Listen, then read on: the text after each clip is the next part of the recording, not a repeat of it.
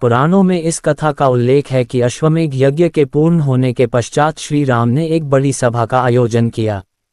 सभी राजाओं को उसमें आमंत्रित किया गया।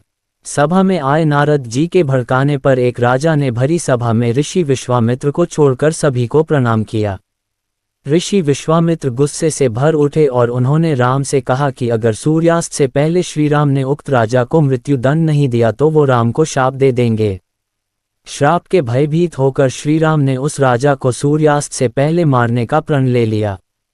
श्री राम के प्राण की खबर पाते ही राजा भागा भागा हनुमान जी की माता अंजनी के पास गया और पूरी बात बताए बिना उनसे प्राण रक्षा का वचन मांगा। माता अंजनी ने हनुमान जी को राजा की जान बचाने का आदेश दिया। हनुमान जी ने श्री राम की कसम खाकर कहा कि कोई भी राजा का बाल भी बांका नहीं कर पाएगा।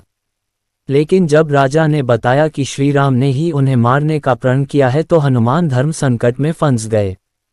हनुमान के सामने धर्म संकट खड़ा हो गया कि वो राजा के प्राण कैसे बचाएं। अगर राजा को मौत मिलती है तो माता का दिया हुआ वचन पूरा नहीं हो पाएगा। अगर राजा को बचाया तो श्री राम का प्रण पूरा नहीं हो पाएगा और उन्हें शाप मिलेगा। उलझन में फंसे हनुमान जी को एक युक्ति सूझी। हनुमान जी ने राजा से सरयू तट पर जाकर राम नाम जपने के लिए कहा। हनुमान जी खुद सूक्ष्म रूप में राजा के पीछे छिप गए। जब श्री राम राजा को खोजते हुए सरयू तट पर पहुंचे तो उन्होंने देखा कि राजा राम राम जप रहा है। राम जी ने सोचा, अरे ये तो मेरा भक्त है, मैं कैसे इस पर बाण चला सकता हूँ। श्री राम महल को लौट गए और विश्वामित्र से अपनी दुविधा कही। विश्वामित्र अपनी बात पर अड़े रहे और श्री राम को फिर से राजा के प्राण लेने के लिए सरयू तट पर लौटना पड़ा। सारा राज्य देख रहा था कि कैसे श्री राम दुविधा में फंसे हैं।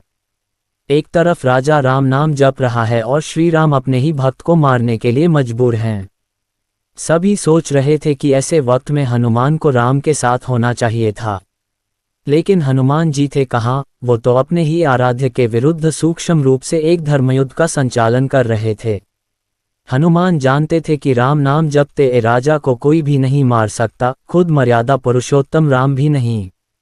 राम जी जब फिर से सरयू तट लौटे तो राजा को मारने के लिए शक्ति बाण निकाला, लेकिन तब तक राजा हनुमान जी के कहने पर सिया राम जपने लगा। राम जानते थे कि सिया राम जपने वाले पर शक्ति बाण असर नहीं करता। वो बेबस हो गए और महल को लौट पड़े। उधर विश्वामित्र उन्हें लौटा देखकर शाप देने को उतारू हो गए और राम को फिर सरयू तट पर जाना पड़ा।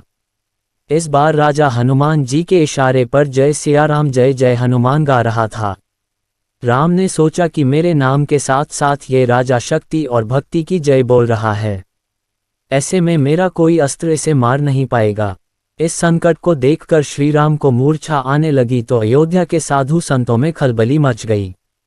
तब ऋषि वशिष्ठ ने ऋषि विश्वामित्र को सलाह दी कि राम को इस तरह संकट में नहीं डालना चाहिए।